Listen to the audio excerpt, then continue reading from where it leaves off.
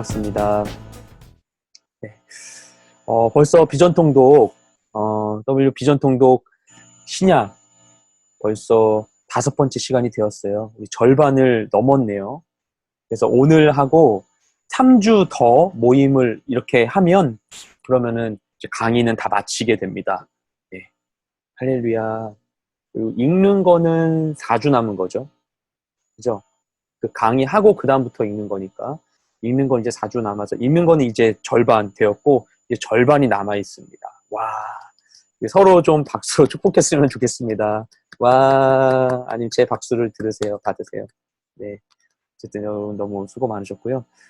계속해서 우리가 이 남아 있는 시간 동안에 우리가 신약 통독을 잘 이어가면 좋겠습니다. 어쨌든 제가 강의하는 건 그냥 여러분을 말씀 앞으로 좀 인도하는 약간의 도움을 드릴 뿐이고 정말 이 프로그램에 진짜 이루어지는 시간은 여러분 한 분 한 분이 성경을 읽으시는 시간이죠. 네.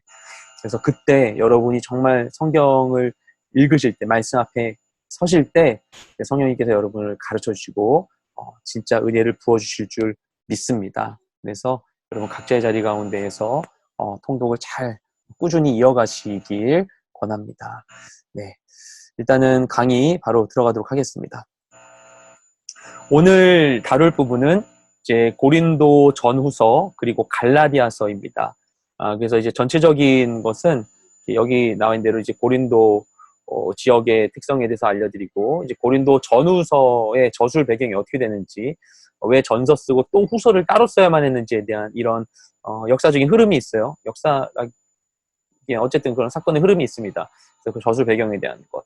그리고 고린도 전서의 구조가 어떻게 되는지, 고린도 후서의 구조가 어떻게 되는지, 갈라디아서의 배경에 대해 살피고, 갈라디아서의 전체적인 내용의 구조가 어떻게 되는지 이렇게 함께 보도록 하겠습니다. 자, 먼저 고린도는 어디인가? 이게 지도죠. 여러분 이제 여기가 이제 소아시아 지역, 지금의 터키입니다. 네. 그리고 여기가 이제 그리스 있는 그렇죠? 발칸반도 이쪽이고 여기가 이탈리아 반도 쫙 빠진 이탈리아 반도 장화 여기 시실리 섬이 있습니다. 네. 이런 식으로 있어요. 크레타 섬 이렇게 있고. 근데 고린도는 여기에 있습니다. 여기에 있어요. 그래서 이 위쪽을 어디라고 했죠? 위쪽이 마케도니아, 그 밑에가 아가야 지역이라고 말씀드렸었죠. 네. 그리고 이쪽 이 에베소가 있는 이쪽이 이제 갈라디아 지역이라고 볼 수가 있습니다. 그래서 바울이 이제 선교 여행했었던 이런 과정들 우리가 지난주에 좀 나눈 바가 있었죠. 이 고린도는 여기에 있습니다. 이게 고린도 지역의 굉장히 중요한 특징이에요. 바울이 2차 전도 여행을 할 때 여기에서 이렇게 마케도니아 넘어갔죠. 예, 넘어가면서 유럽 지역으로 이제 선교를 시작하게 됩니다. 그래서 이제 2차 선교 여행 중에 고린도까지 내려오게 돼요. 그래서 여기 방문해서 복음을 전했었어요. 당시에 고린도 지역에서 1년 반 동안이나 머물면서 사역을 했습니다. 이 1, 2, 3차 선교 여행만 봤을 때에는 이 에베소 지역을 3차 전도 여행의 에베소 지역에서 3년간 이제 사역을 하죠. 이 굉장히 긴 사역이었고 그 다음이 이제 고린도라고 볼 수 있어요. 2차 전도 여행 중에 고린도에서 1년 반 동안이나 사역을 하게 돼요. 그러니까 고린도 지역에서 바울은 굉장히 많은 일들을 하고 이들을 가르치는데 굉장히 헌신을 했었습니다. 이들과 많은 시간을 보냈었던 거죠. 그렇기 때문에 이제 고린도 전후서가 굉장히 이들에 대한 바울의 이런 애틋한 마음을 품고 있는 그런 서신서라 볼 수 있습니다. 그리고 지금 이 배경으로 오늘 깔아놓은 것이 고린도 유적지예요.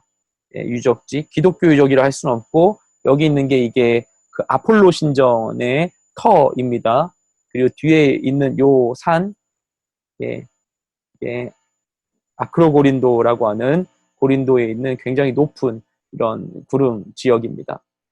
네, 이따가 설명이 있을 것 같아요. 네, 설명할 부분이 있고 그렇습니다.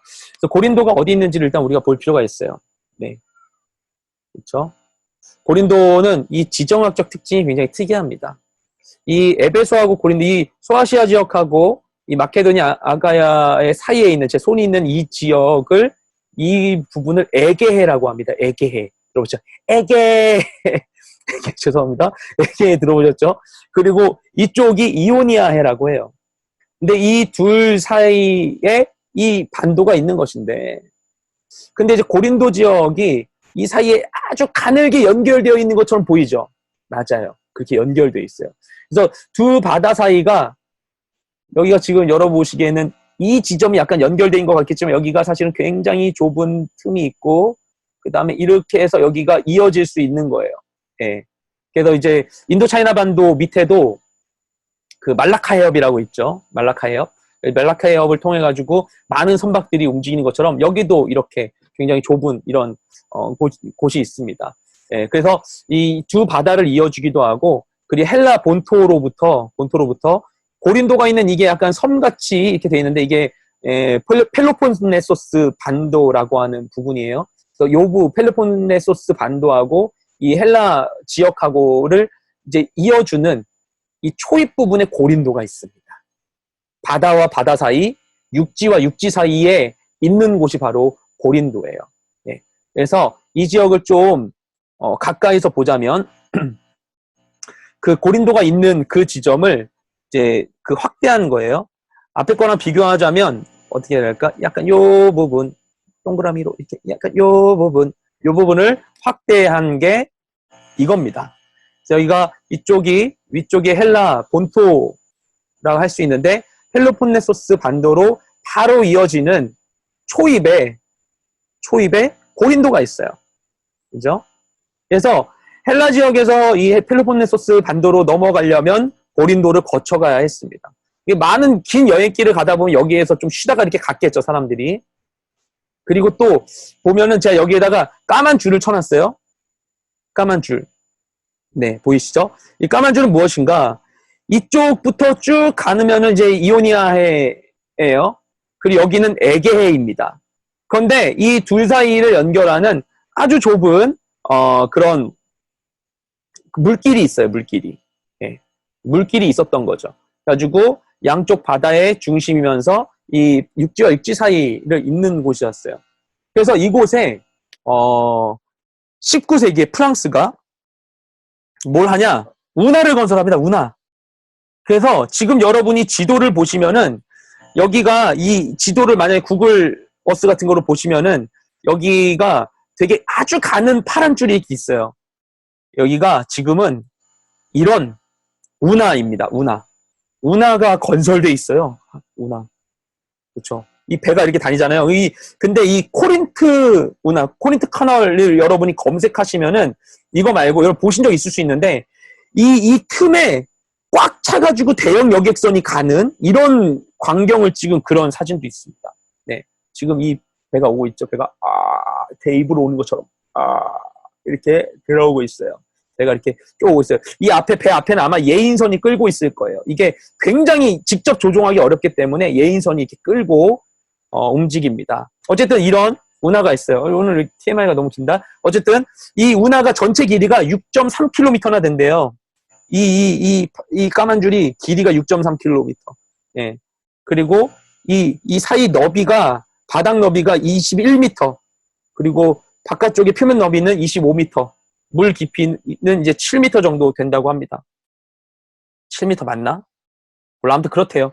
그래서 어쨌든 이게 19세기 때 프랑스가 이제 굴착하는 거예요. 근데 옛날에 로마 시대 때에도 그러니까 사도행전이 쓰여지던 그 시기에 네로 황제가 유대인 6,000명을 동원해서 이 운하를 만들려고 건설하려고 하다가 실패한 일이 있었다고 합니다. 어쨌든 고린도는 이런 곳이에요. 지금도 여기엔 운하가 있고, 그리고 옛날에 운하가 없었을 때에도 여기가 그런 식으로 바다와 바다 사이에 굉장히 좁은 곳이어서, 그리고 이제 육지를 연결하는 곳이기 때문에 굉장히 이곳은 교통의 요충지였다라고 볼 수가 있어요. 그래서 이 헬라 지역과 밑에 펠로폰네소스 반도를 이렇게 연결하는 이런 육로의 교통 요충지로 볼 수 있고, 그렇죠?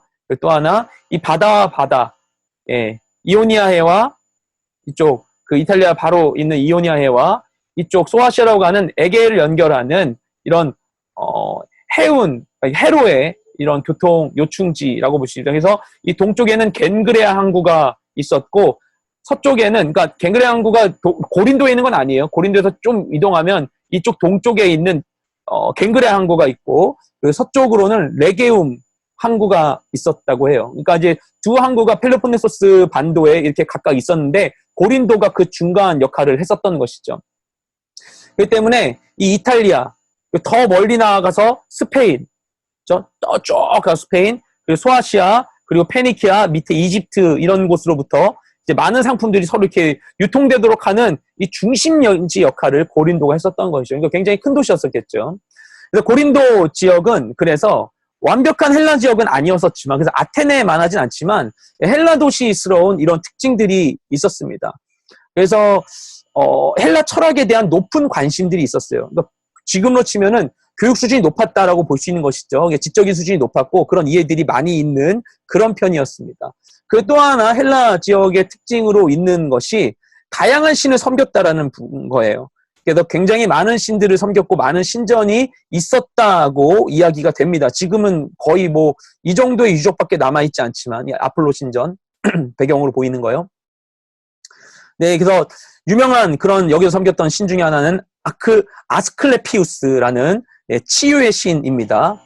얘가 뱀이 있어요, 이렇게. 아스클레피우스라는 그런 치유의 신. 얘를 숭배했었고, 또 아폴로. 네, 아폴로.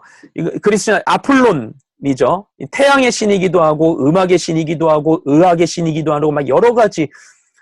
뭐, 올림푸스 12신 중에서는 가장 잡다한 분야의 신이 아폴론이 아닌가 싶습니다. 아무튼 얘 신전도 여기에 있었다고 해서 지금 배경에 보이는 게 개신전이에요. 아폴론 신전 유명한 다른 거는 좀 온전한 거는 딴 데 있죠. 어떤 섬에 있는데 어쨌든 여기에서 아폴론 신전이 있었다라는 것입니다. 그리고 또 여기 있었던 유명한 신전이 뭐냐면 이 아프로디테, 그리스 신화의 아프로디테, 그리고 로마 신화에는 비너스라고 하죠. 사랑의 비너스, 그 비너스, 니에어 신, 아프로디테 등 12개 신의 신전이 있었다라고 해요. 예. 지금 여기 배경이 보여지고 있는 여기 고린도에 있는 높은 이 산이라고 해야 될까요? 예. 이 아크로 고린도라고 하는데 이 꼭대기에 아프로디테 신전이 있었다라는 그런 글이 지금까지 남아 있는 게 있습니다. 그런데 이곳이 그렇게 헬라 그 철학과 다양한 신을 섬긴다라는 부분, 그리고 외부인들이 굉장히 많은 외국인들이 온다라는 것으로 해서 여기는 다양한 외부 문화에 개방적이었었어요. 그렇죠? 많은 사상들이 있죠. 그리고 많은 이들이 돌아다니죠. 그리고 이제 특히 이제 상인들이 많이 다니고 여행자들이 많이 오고 다양한 민족들이 아프리카, 유럽, 뭐 아시아 여기서 아시아는 소아시아 얘기하는 거죠. 뭐 다양한 민족들이 오는 곳이기 때문에 여러 다양한 문화에 개방적인 곳이라고 볼 수 있어요. 그러다 보니까 다양한 것에 열려 있다 보니까 어떤 부도덕한 풍습에 대해서 통제를 가하지 않았던 것이죠. 특별히 이곳이 성적으로 문란하기로 유명한 도시였다고 합니다. 그래서 아까 계속 말씀드린 이 아크로고린도 이 꼭대기에 이제 아프로디테 신전이 있었던 것이죠. 예, 지금 이제 더 깔끔하게 보이죠? 예, 이것을 다른 각도에서 찍은 게 이런 모습입니다. 네, 이런 모습. 이게 이 아크로고린도를 다르게 보여준 거예요. 해발 575m 정도 되는 그런 곳이라고 해요. 근데 보시면은 여기 막 이렇게 막 성벽 이렇게 막 있죠. 이곳이 군사 요새였다고 합니다. 그리고 이제 신화에서는 포세이돈이 아프로디테에게 선물해 준 곳이라고 해요. 아프로디테는 헤파이스토스라고 하는 그 올림푸스 그리스 신 중에서 제일 못생긴 신이면서 그 과학과 이런 기술의 신이죠. 헤파이스토스한테 시집 갔는데 헤파이스토스하고 사이에는 자녀가 없었던 걸로 신화에 나오죠. 근데 포세이돈하고 이제 좀 안 좋게 어쨌든 좀 이런 뭐랄까 그냥 불륜했는데 어쨌든 포세이돈하고 사이에 딸이 하나 있다고 나와요. 이 포세이돈하고도 뭔가 연애를 한 거예요. 근데 포세이돈이 선물해줬다고 그런답니다. 신화에서 어쨌든 그렇게 얘기하는데 이곳 꼭대기에 이 높은 곳까지 사람들이 굳이 왔을까 싶긴 한데 어쨌든 이 꼭대기에 아프로디테 신전이 있었다라고 합니다.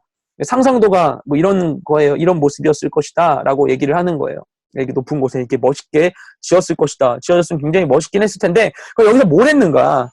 여기에는 그러니까 어떤 한 기록이 있어요. 누군가가 쓴 기록이 있는데 완벽한 사실일지 모르겠지만 그 기록에 따르면 천여 명의 성전 창기들이 있었다라고 합니다. 그러니까 신전의 여사제들이에요. 여사제들인 건데 사실상 이 여사제들의 행동이 뭐냐면은 남자들이 여기에 이 아프로디테를 숭배하러 가가지고는 그 여사제들과 이런 이제 성적인 이런 행위를 한 거죠. 예, 그래서 사실 매춘을 한 것입니다.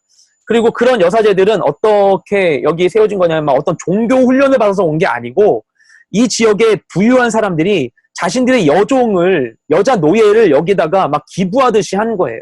그러니까 이게 종교적인 것처럼 하지만 이를 통해서 사실은 일반인들을 굉장히 성적인 문화를 논란한 걸 이렇게 하고 함으로써 마치 그 3S라고 하잖아요. 그런 식으로 사람들의 이런 뭐랄까 정치적으로 막 이렇게 아니면 여론에 있어서 이제 사람들의 이런 인기를 얻으려고 하는 그런 제도로도 쓰였다고 볼 수 있죠. 네. 그래서 이제 고린도가 그런 지역이었었기 때문에 예, 1000명의 여사제 엄청 굉장히 얼마나 문란했을지 짐작이 되죠. 그렇기 때문에 이걸 뭐라고 읽어야 될까요? 고린도야 나이즈? 네. 고린도화하다. 이 영어 단어에 이렇게 쓰고 있는지 모르겠어요. 근데 이제 많이 나오더라고요. 이 단어 자체가 네, 성적인 부정을 행하다, 문란하다라는 식으로 쓰였다고 합니다. 그러니까 고린도라는 지역 자체가 그런 식으로 네, 이 지역 자체가 그런 식으로 불려지게 되었다라고 하는 것입니다. 네, 그러다 보니까 당연히 이제 고린도 교회에도 음행의 문제들이 중요한 사항이 되었겠죠. 그래서 고린도 전서 이제 그 5장 9절 말씀을 보면 고린도 전서를 쓰기 이전에 편지를 바울이 썼던 것에 대해서 얘기하는 게 있어요. 근데 거기에서 편지에 뭐라고 내가 먼저 너에게 편지 보냈는데 거기에서 음행한 자들 사귀지 말라고 하지 않았냐 이런 식의 얘기를 합니다. 그러니까 여기에 음행의 문제가 굉장히 중요한 문제였다라는 것이죠. 그럼 이런 고린도 배경 얘기하는데 너무나 오래 걸렸어요. 배경 얘기하는데 어쨌든 고린도를 큰일 났네. 오늘 좀 빨리 할 거라고 했는데 어쨌든 기록한 배경 스토리를 좀 우리가 이해할 필요가 있습니다. 고린도 전서하고 후서 내용을 우리가 이해하려면은 왜 썼는지를 우리가 알 필요가 있어요. 먼저 이제 바울이 2차 전도 여행 때 고린도를 방문했었고, 그리고 3차 전도 여행은 에베소로 그냥 거의 바로 가가지고는 에베소에서, 그러니까 이제 3차 전도 여행은 육로를 통해서 남부 갈라디아 지역을 좀 훑은 다음에 에베소 지역 갔다. 이게 지난주에 말씀드렸죠. 근데 에베소 지역에 3년간 사역을 하고 있었고, 에베소 지역 사역을 마무리할 때쯤에 있었어요. 에베소 지역. 예. 근데 여기서 여러 경로를 통해서 고린도 교회 상황을 듣게 되는 거예요. 고린도전서 1장 11절에 그 얘기가 있습니다. 그래서 글로에라는 사람을 통해서 그 사람들을 통해서 고린도의 소식을 이제 건너 듣게 됐는데 들은 얘기를 들어보니까 고린도 교회 상황이 좋지 않다. 거기 좀 문제 많아요. 뭐 이런 얘기 들은 거예요. 예. 그래서 어떤 문제들이 있었는가?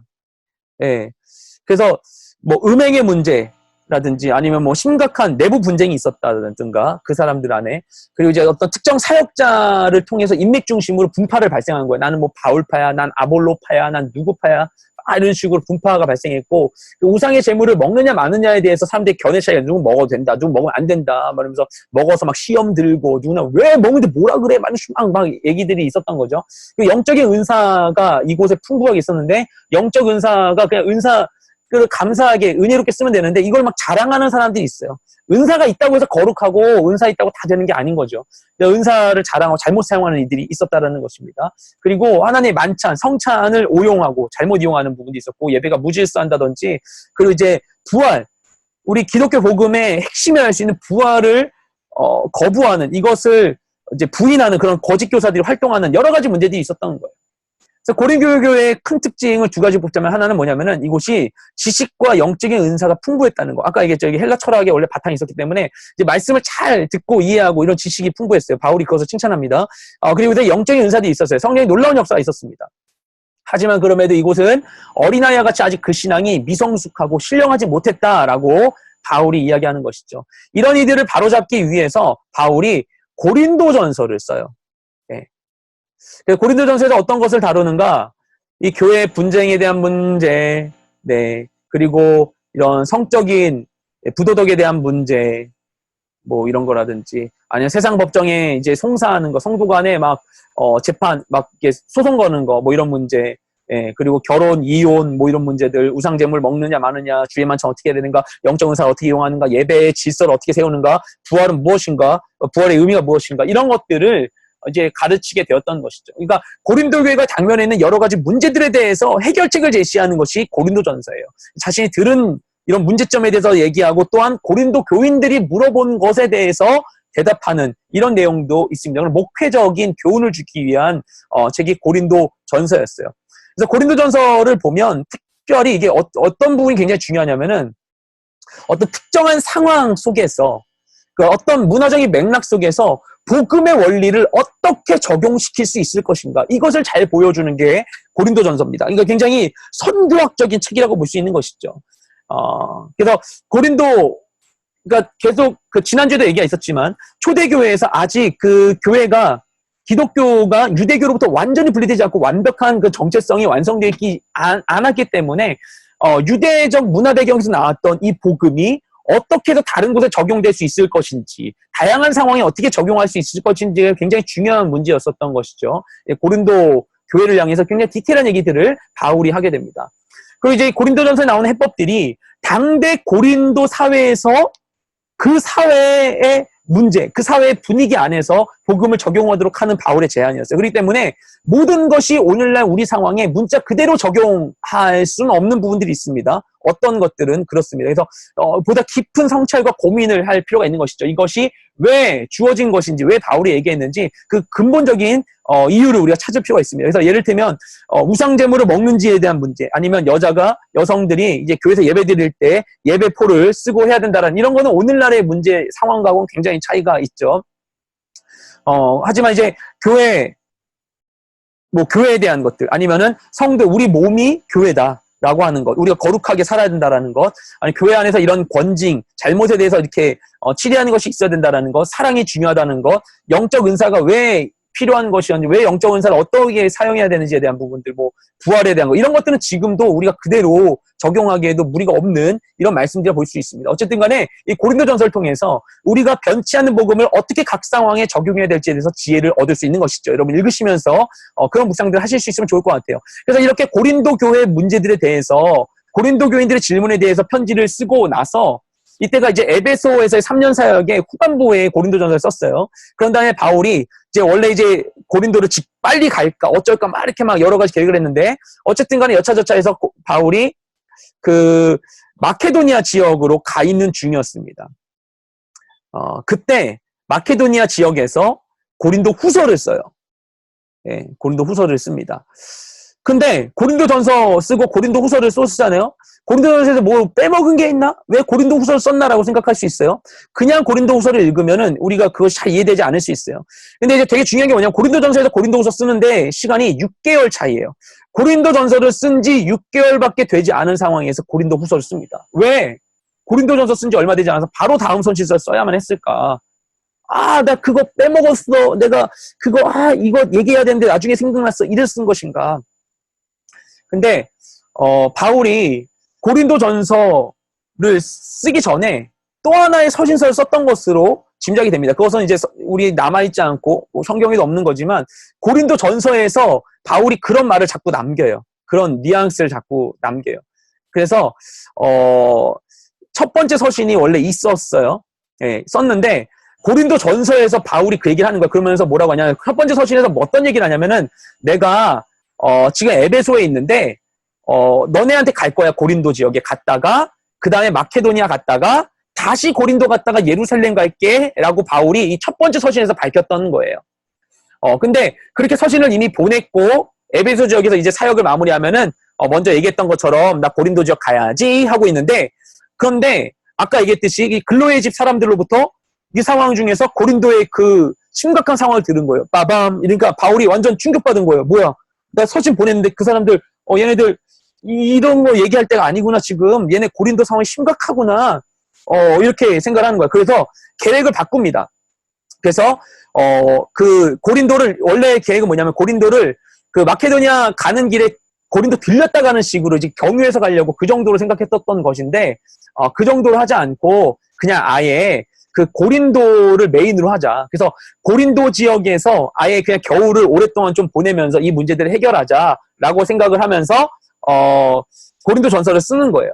그래서 고린도 전서에서 자신의 그 변경된 그 여행 계획을 얘기합니다. 그래서 나 지금 에베소에 있는데 원래는 너네 고린도 지역 잠깐 들렸다가 마케도니아 갔다가 그 다음에 다시 거기서 고린도 너네 지나서 예루살렘 가려고 했거든. 그러니까 마케도니아하고 예루살렘에 너네를 그냥 지나서 가려고 했거든. 근데 내가 계획을 바꿨어. 내가 마케도니아를 들려서 너네한테 갈게. 이렇게 그렇게 한 건 이게 지도상으로 봤을 때 북쪽으로 해서 이렇게 넘어가서 마케도니아를 거쳐서 이게 고린도로 가겠다고 얘기하는 거거든요. 마케도니아를 경유지로 택하고 너네한테 내가 오랫동안 있을게라고 얘기를 고린도전서에서 밝혀요. 그리고 고린도전서를 보냅니다. 예, 고린도전서를 보내고 나서 기다려야 될 텐데 바울이 고린도전서에 밝힌 내용과는 달리 이게 그 사도행전에 없는 내용인데 고린도를 한 번 바로 방문합니다. 고린도전서를 보낸 다음에 고린도에 방문해요. 이게 2차 방문이겠죠. 왜냐면은 2차 전도 여행 때 처음 고린도 간 게 1차 방문인 거고 한 번 더 고린도를 여기서 잠깐 방문해요. 잠깐. 이 고린도 방문했던 얘기가 어디 나오냐? 고린도 후서에 나와요. 그래서 여기서 얘기하는 거예요. 왜 방문했는가? 고린도전서 보내고 났는데 보니까 고린도 상황이 그 정도가 아니 너무 심각한 거예요. 그래서 너무 심각해서 고린도 전서 보낸 걸로 해결이 안 되는 거예요. 그리고 고린도 전서 자체도 호응이 없었어요. 왜냐? 거짓 선지자들이 있었는데 그 사람들이 야 바울 가짜야, 야 걔 아무것도 아니야, 야 걔 예루살렘에서 걔 뭐 쳐주는 줄 알아, 뭐 이런 식으로 얘기를 하는 거예요. 그러다 보니까 사람들이 그래? 그러면서 이제 바울 얘기를 막 하나도 듣지 않고 막 그냥 귀뚱으로 듣지 않는 거죠. 네. 그러다 보니까 바울이 안 되겠다. 내가 그냥 고린도 전서 보낸 걸로는 안 된다. 그래서 고린도 지역에 방문을 합니다. 방문했는데 방문에 어떻게 되는가? 고린도 교인들이 갔는데 바울 막 본체도 안 하는 거예요. 뭐 왔어요? 이렇게 하고 막 바울 말 안 듣고 막 그러는 거예요. 막 사람들에게 배척당하고 그리고 바울을 대적하는 그 거짓 선지자들로부터 심한 인격적 수모를 당한 것을 보여요. 그래서 바울이 별 성과 없이 굉장히 슬픈 마음으로 다시 에베소로 돌아옵니다. 예, 굉장히 힘들었어요. 그 사람들이 바울을 비난했어요. 두 가지 비난한 거예요. 첫 번째, 왜 너 여기서는 이렇게 해서 너 고린도 이렇게 방문한다 했다가 또 고린도전서에 이렇게 방문한다 했다가 근데 또 그것과 상관없이 또 이렇게 고린도 오냐? 너 이렇게 막 자꾸 계획을 바꾸냐? 왔다 갔다 하냐? 너 여행 계획 자꾸 바꾸니까 이런 거 다른 수가 있지? 너는 거짓말쟁이야. 뭐 이런 식으로 얘기하는 거예요. 또 하나 뭐냐? 바울이 고린도 지역에 원래 얘기해서 예루살렘의 가난한 이들을 위해서 우리 구제연금합시다라고 했어요. 그걸 모으고 있었는데 그거 얘기하면서 네가 돈 벌려고 괜히 이렇게 모금하는 거지? 이렇게 막 얘기하는 거예요. 사람들이 바울을 막 이렇게 안 좋게 얘기하는 거예요. 바울이 그 얘기 듣는데 너무나 마음이 괴로운 거예요. 고린도 교인들도 자기 마음을 몰라줘서. 바울이 급히 그냥 에베소로 돌아옵니다. 별 성과 없이 굉장히 괴로운 마음으로. 그리고 무엇을 하느냐? 이 역시도 사도행전 없지만 이것이 고린도 후서에 나와 있는 것인데 편지를 또 한 번 써요. 그러니까 이게 세 번째 편지라고 할 수 있는 거예요. 소위 눈물의 서신이라고 하는데 바울이 눈물로 썼다라고 얘기하거든요. 예, 눈물의 서신이라는 것을 씁니다. 써서 디도에게 전달해서 디도가 고린도에 가져가게 해요. 예. 그러니까 디도가 이거 가져갔잖아요. 고린도로. 그 다음에 바울은 자신의 계획대로 마케도니아로 갑니다. 예, 마케도니아. 이 마케도니아를 이때 간 것이 아까 말씀드렸던 그 고린도 후서 쓸 때 그 마케도니아. 그때 마케도니아 갑니다. 마케도니아 가가지고 그러니까 마케도니아 바로 가는 게 아니에요. 딴 데 거쳤다 가는데 그러니까 어떤 상황이냐면은 그러니까 디도 편으로 편지를 보내고 나서 딴 데 갔는데 거기서 막 사람들이 막 전도가 잘 될 것 같은데 근데 바울이 웬만해선 그러면 바울이 그냥 보통 사람입니까? 막 자기가 돌 맞아서 죽을 것 같은데 복음 전하는 사람인데 근데 막 사람들이 막 복음 들으려고 하니까 바울이 막 복음 전해야 될 것 같은데 여기서 사역을 안 해요. 안 하고 그냥 마케도니아 갑니다. 그러니까 뭐 하나님 인도하심도 있었고 여러 가지 있었겠지만 바울이 사역할 마음이 들지 않을 수도 있죠. 너무나 고린도 때문에 너무나 마음이 어려운 거예요. 괴로운 거예요. 그 마케도니아로 갑니다. 그리고는 디도가 빨리 와서 이 자신의 이 눈물의 편지를 받은 사람들이 어떻게 됐는지에 대한 소식을 너무나 듣고 싶었겠죠. 그래서 막 노심초사하며 기다리고 있었어요. 그리고 디도가 돌아와서 고린도 교인들이 눈물의 서신을 받은 그 결과를 얘기해 줍니다. 긍정적인 얘기해 주는 거예요. 바울의 그 진심 어린 편지를 읽고 사람들이 막 회심하고 변화되는 일이 있었다라는 것을 듣고 바울이 큰 힘을 얻게 됩니다. 그래서 고린도 지역에 이제 마케도니아를 거쳐서 고린도 지역에 세 번째로 방문할 것을 이제 알리면서 고린도 후서를 기록하게 되는 것입니다. 참 길죠. 하지만 이해가 쏙쏙 되지 않습니까? 아닌가요? 어쨌든 바울이 고린도후서를 써서 고린도후서를 통해서 이제 결국 바울과 고린도 교회의 서로의 이 관계 회복에 대한 기쁨, 얼마나 기쁜가를 얘기하고 내가 왜 여행계 변경했냐면 이래서 한 거야 얘기하고 나는 하나님이 부르신 진짜 사도야라는 얘기를 또 해요. 그간에 이제 오해를 풀고 우리 화해하고 우리가 새롭게 하자라는 이야기들을 합니다. 그리고 또 해결해야 될 중요한 문제가 있었는데 아까 얘기했던 예루살렘 가난한 자들 위해서 했었던 그 구제연금 마무리하는 거에 대한 권고를 굉장히 긴 이 분량을 할애해서 합니다. 그리고 또 하나 거짓 교사들을 처리하는 것에 대해서 그들이 잘못했다. 내가 가면 그 사람들 그냥 두지 않을 것이다. 이런 얘기들을 바울이 하는 것이죠. 그래서 고린도 전서와 후서 내용이 어떻게 되는가? 고린도 전서의 구절을 먼저 보도록 하겠습니다. 먼저 1장 1절부터 9절까지가 도입부, 인사 부분이에요. 그리고 1장 10절부터 15장 58절까지가 본론이라 할 수 있는데 이 본론을 세부적으로 보자면 먼저 1장 10절부터 4장 21절까지는 분열과 분쟁의 문제들을 다루고 있어요. 고린도 교회가 당면했던 문제들, 글로웨의 집 사람들로부터 들은 얘기, 그거 하는 거죠. 교회 내 분쟁이 있다는 것, 그리고 도덕적인 무질서가 있다는 걸 책망하고 어떻게 해야 되는지 권면합니다. 그 다음에 이제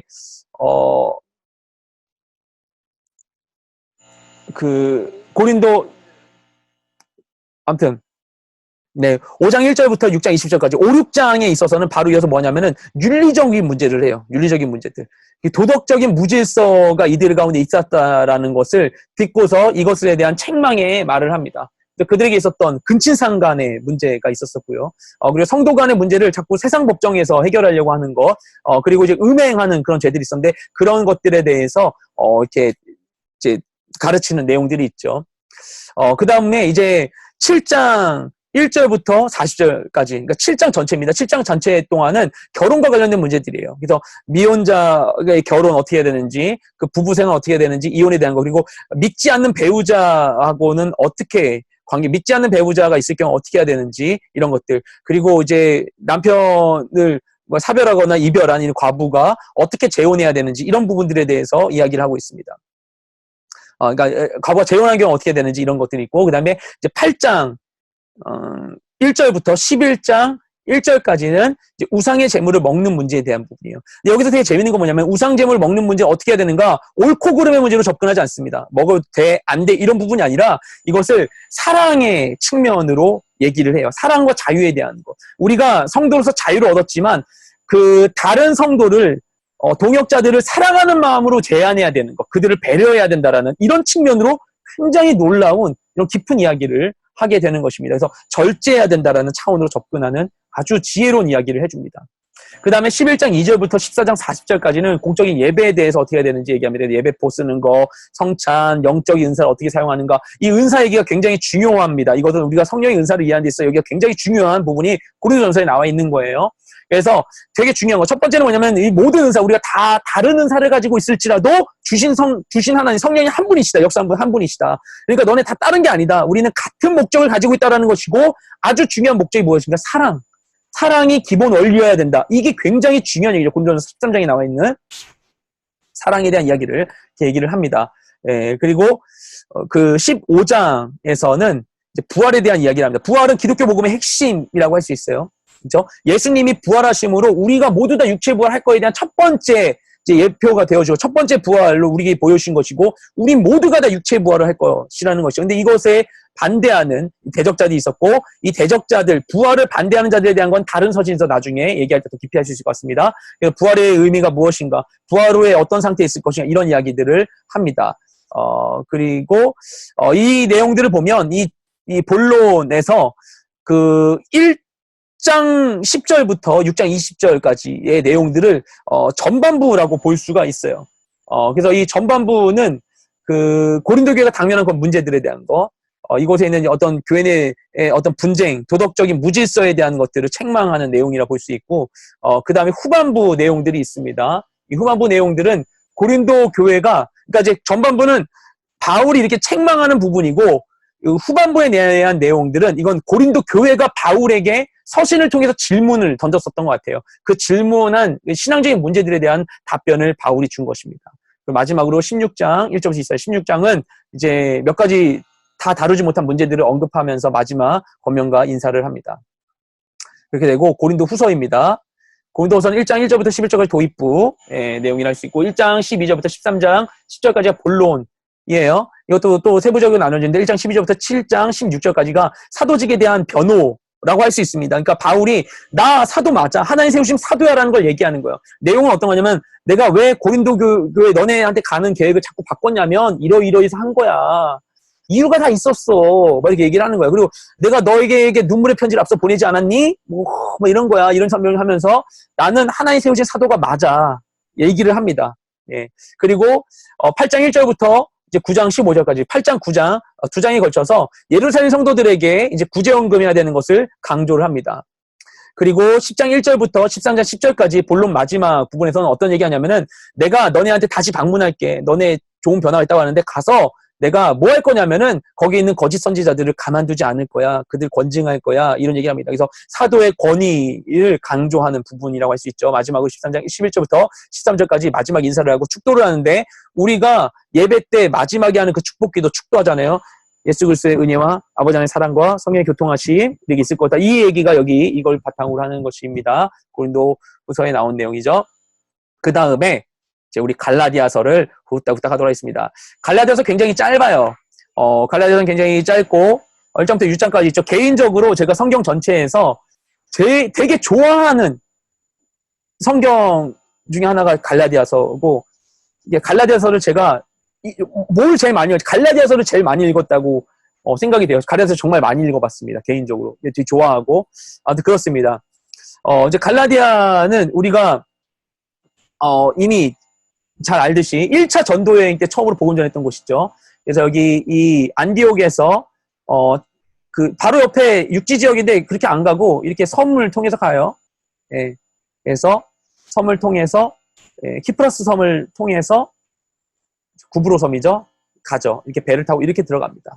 이렇게 해서 이 위에 보면 안디옥이 또 있죠. 이 안디옥은 비시디아에 있어서 비시디아 안디옥이라고 제가 설명드렸었어요. 그때 안디옥부터 해가지고 이 남부 갈라디아 지역, 지금 터키 남부 지역들을 복음을 전하고 돌아옵니다. 예. 3차 전도 여행 때는 여기를 그냥 육지로 거쳐 이렇게 가죠. 어쨌든 2차 전도 여행 때 이렇게 육지로 가고 어디 가죠. 어쨌든 그래서 1차 전도 여행 때 여기서 방문해가지고 복음을 전했었어요. 그 갈라디아 지역에 있는 이 성도들에게 복음을 전하는 것입니다. 예. 그리고 언제 썼느냐? 3차 전도여행 중에 이 마케도니아 지역에 있을 때, 그때 여기에다가 이제 편지를 써준 것으로 보여요. 근데 우리가 갈라디아서 하면은 많이들 이렇게 들어봤을 거예요. 갈라디아서는 작은 로마서다. 이런 얘기를 하는 것이죠. 왜 그런 것인가? 로마서, 지난주 말씀드렸지만 로마서의 굉장히 중요한 중심 주제가 이신득이에 대한 것이죠. 믿음으로써 의를 얻었다라는 것인데, 갈라디아서 역시 그 이신득이가 강조되어, 믿음으로 의롭게 된다라는 내용이 강조되어 있기 때문에, 그래서 굉장히 이제 갈라디아서는 로마서의 축소판 아니냐, 이렇게 얘기하는 것입니다. 뭐 그런 식으로 얘기할 수 있는 부분이 있지만, 하지만 갈라디아 로마서 그럼 왜 두 개를 따로 썼겠어요? 두 가지가 사실은, 그 차이가 있습니다. 네. 약간의 차이가 있어요. 그래서 왜 차이가 있는 것인가? 그러니까 이제 로마서는 그냥 이신득이의 원리 자체에만 설명하는데 갈라디아서는 단지 이신득이를 막 세분화해서 얘기하기보다는 그 율법을 지킴으로써 의인이 된다라는 그 소위 율법주의를 반대하는 것으로서 이신득이에 대해서 성도의 자유에 대해서 설명을 하거든요. 왜 이렇게 차이가 있는가? 이것을 쓴 저술 목적의 차이가 있기 때문에 일단 그래요. 대상에 대한 것과. 로마서는 로마의 교인들에게 썼죠. 근데 로마 교인들 만나기 전이에요. 로마를 바울이 가기 전에 로마서 먼저 씁니다. 지난주에 설명드렸죠. 그래서 로마 교인들은 그 앞서 예루살렘에서 막 이렇게 오순절 성령 강림 사건 막 이때 사람들이 막 엄청 막 해서 예수님 믿게 된 다음에 그들이 가가지고 그냥 자발적으로 교회를 세운 거예요. 만나기 전에 이들에 대한 사전 지식이 없기 때문에 복음의 기초를 그냥 뭐 A부터 Z까지 그냥 써준 것이죠. 근데 갈라디아는 좀 달랐어요. 갈라디아 교인들은 이미 바울이 알고 있죠. 바울이 1차 전도에 가서 이들이 복음 이미 전했어요. 그런데 이들이 다른 걸 믿는 거예요. 다른 복음에 빠진 거예요. 바울의 표현을 따르자면 1장에서 얘기하는 걸 따르면 다른 복음을 너네가 왜 믿고 있느냐 해서 복음을 다시 전하는 그런 내용이 갈라디아서입니다. 그래서 갈라디아 사람들이 그 율법을 통해서 구원받을 수 있다. 원래 바울이 얘기한 건 예수 그리스도를 통해서만 구원받는 것인데 예수 그리스도를 통하는 게 아니라 거기에 뭔가 덧붙인 거예요. 율법을 수행하고 할례를 받아야지만 구원받을 수 있다라고 하는 뭔가가 첨가된 거예요. 복음에. 예. 그 누룩을 추가한 것처럼 첨가된 거예요. 그러니까 이 다른 복음에 대해서 배격하는 얘기가 갈라디아서 굉장히 중요한 주제입니다. 이것이 당시 초대 기독교에서 빈번하게 일어나는 일이었어요. 아까도 얘기했지만 고린도 전서 얘기할 때도 말씀드렸지만 이 당시 교회 정체성이 완전히 유대교로부터 완전히 분화된 그 교회 정체성이 완전히 세워지기 전이었기 때문에 그래서 지난주 사도행전 얘기했지만 15장에 나오는 예루살렘 공의회가 그런 사건이었었던 것이죠. 예, 그래서 갈라디아서 내용이 그렇게 써진 것입니다. 갈라디아는 어떤 곳인가? 아까 그 지도를 다시 좀 보도록 할게요. 1차 전도여행 때 방문했었던 이 비시디아 안디옥 그리고 막 여기 보면 이고니온, 루스트라, 더베 이곳을 중심으로 한 이 남부 갈라디아 지역이 바울이 편지를 쓴 그 곳이었어요. 근데 바울이 이곳 어떻게 했습니까? 첫 번째 전도 여행이었잖아요. 첫 번째 바울이 처음 해본 거였어요. 굉장히 아무것도 없는 초행길. 네, 뭐 초행길이 아닐 수 옛날에 가봤을 수 있겠죠. 왜냐면 바울도 이 타 지역 출신이기 때문에. 근데 어쨌든 간에 바울이 굉장히 이곳 어제 첫 번째 전도 여행이었었고 모든 게 처음이었었고 굉장히 힘들었었죠. 그리고 1차 선교행이 굉장히 힘들었습니다. 이들이 이 갈라디아 지역에서 막 지난주에 말씀드린 돌 맞아가지고 바울이 죽을 뻔했잖아요. 그 사람들이 바울 죽은 줄 알고 시체 더미에다가 던졌는데 바울이 깨어나가지고 죽을 뻔했던 사람이 깨자마자 다른 데 가가지고 또 복음 전했던 거 아니에요. 얼마나 루스트라에서 그렇게 한 다음에 더베 지역 더베로 가가지고 복음 전하는 거 아닙니까? 얼마나 대단합니까? 네, 그리고 이곳 갈 때 이때 갈 때는 그 갈라디아 지역을 어떻게 하냐면 배를 타고 여기 거가에 가서 여기서 걸어서 비시디 안디옥을 가요. 근데 걸어서 가는 게 그러니까 나중에는 이런 경로로 안 가잖아요. 바울이 왜 안 갈까 싶은데 왜 이렇게 안 가고 육로로 갈까? 예, 그럴 수밖에 없을 것 같아요. 왜냐하면 이 갈라디아 지역이 다 높은 지역이에요.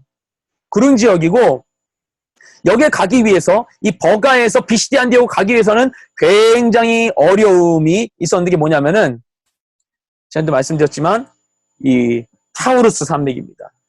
토러스라고도 하고 타우러스라고도 하고 이 바로 밑에 있는 건 구름이고요. 그 밑에 굉장히 높죠. 그냥 높아 보이죠. 밑에 물이 있고 이렇게 도시 건물들인데 그 위에 엄청 높죠. 해발 3,000m래요 최대. 그러니까 바다로 건너가서 육지도 하고 있는데 저 육지에 저 높은 게 뭐지? 저게 타우루스 산맥이에요. 그래가지고 그 배를 타고서 버가에 가자마자 마가 요한이 도망치거든요. 이 도망치는 이유가 아마 이 산맥 보고서 저걸 넘는다고 이래가지고 도망쳤을 것이다라고 보는 경우가 있습니다. 그러니까 바울이 여기 가는 것도 힘들고 가서도 힘들고 계속 힘들었어요. 엄청 힘들었어요. 엄청 힘들게 가가지고 어떻게 했습니까? 많은 이방인들이 복음을 듣고 큰 기쁨의 이 성령의 역사가 있었습니다. 바울이 이곳은 첫 번째 이런 고난의 수고에 대한 첫 번째 열매인 아주 사랑하는 곳이었겠죠. 그런데 여기 복음 전한 지 얼마 되지도 않았어요. 몇 년 지나지도 않았는데 이곳이 변질되었다. 사람들이 다른 복음에 미혹되었다라는 것을 알게 됩니다. 네. 이런 얘기를 하는 것이죠. 그리스도의 은혜로 여러분 부르신 분을 여러분이 그렇게 쉽게 떠나 다른 복음을 줬는 것에 대해서 난 놀라지 않을 수 없습니다. 이렇게 얘기를 해요. 그럼 이 다른 복음은 대체 무엇인가? 아까도 얘기했지만 할례와 율법 준수를 통해서 구원이 이른다고 잘못된 가르침을 주는 거였어요. 예. 아마도 그 예루살렘 쪽, 이스라엘 쪽에서 온 그런 그리스도인들이 와가지고 너네 할례 안 받았니?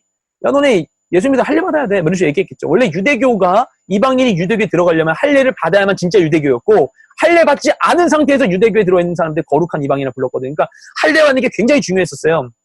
근데 그거를 안 하면 이제 예수님 믿는 것도 아니다라고 했던 거죠. 왜냐하면 예수님과 12지자 모두 다 일찍이 믿었던 예루살렘에 있는 성도 다 유대인이었기 때문에 원래 다 할례 받은 사람을 시작했던 것이죠. 예. 그래서 아마 이게 열성적인 유대인 율법주의자들이 그것을 가르쳤던 걸 보이고 사람들이 그래? 이렇게 생각하는 거죠. 그러면서 이 사람들이 가르칠 때 자기들의 주장에 이게 뒷받침하기 위해서 야 바울 아무것도 아니야. 걔 뒷보잡이야. 걔 뭐 몰라. 이런 식으로 얘기한 거예요. 그러니까 바울의 권위를 추락시켜서 자기들의 의견을 이렇게 높이려고 했었던 거죠. 그러면서 복음을 변질시킨 겁니다. 자기들 높이려고 자기들이 인정받고 갈라디아 교인들 머리 위에 쓰기 위해서 바울을 꺾는 게 아니라 복음을 변질시킨 거예요. 지금도 우리에게 다른 복음이 있어요. 여러분에게 다른 복음이 뭐라고 생각합니까? 이게 갈라디아서를 읽으면서 우리가 계속해서 우리가 고민해봐야 될 문제예요.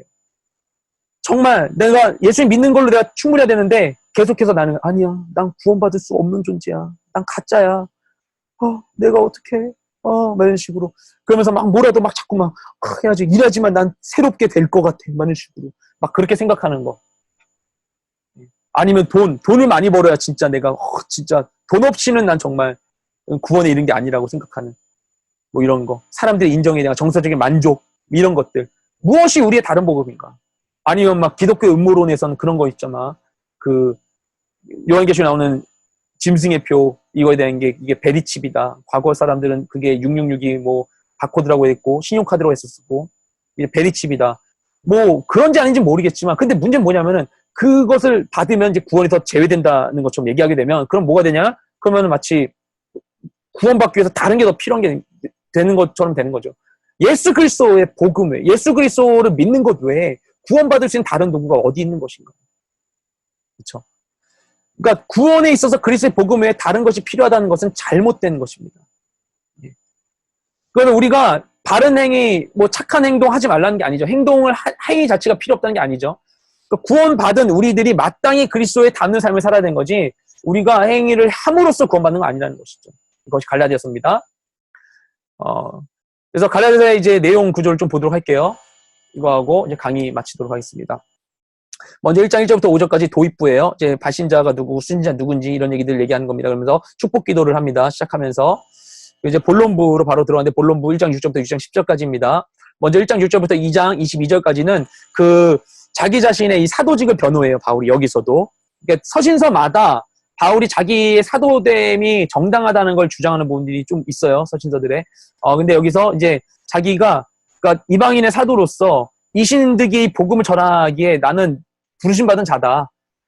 자신을 얘기하는 거죠. 이것에 대한 얘기. 그래서 바울이 자기 간증을 해요. 이게 되게 재밌어요. 이게 사도행전엔 없는 내용이에요. 사도행전엔 없는. 바울이 사도행전에서 다메섹 도상에서 예수님 만나고 바로 이렇게 돼버린 것처럼 나오는데 여기에는 다른 데 없는 바울 얘기를 합니다. 내가 하나님 믿은 다음에 그 다음에 바로 이제 그 예루살렘 가가지고 이제 뭐 베드로나 몇몇 사람들에게 보여주고 자기가 제대로 믿는 걸 내가 그들에게 인정받았다. 그 다음에 3년간 가가지고 내가 집거하면서 열심히 성경 공부하고 그 다음에 이제 안디옥 교회 가지고 사역한 거 이런 식의 얘기들을 하는 거예요. 자기가 어떻게 했는지 자기가 간증하는데 이 얘기를 왜 하냐? 나 사람에게 받은 게 아니다. 하나님이 난 사람이 세우지 않았고 하나님이 친히 세우셨고 내가 하나님께 세움 받았을 때 부르심 받았을 때 내가 이거 그 예루살렘 가서 딴 애들 안 만나고 나 친척이나 내 가까운 사람 안 만나고 베드로랑 얘네들 만났다. 야고보 이런 애들 만났다. 그 교회 니네가 대단하다고 하는 애들 내가 다 만나봤다. 걔네가 나 맞다고 해줬다. 얘기합니다. 예, 얘기하고 그래서 나는 바른 사도야. 난 진짜 사도야 라는 얘기를 하는 것이 사도의 진정성 얘기하는 게 복음의 진정성을 이제 변증하는 것이기도 하죠. 그 다음에 3, 4장 동안은 이 신득이의 원리를 설명을 합니다.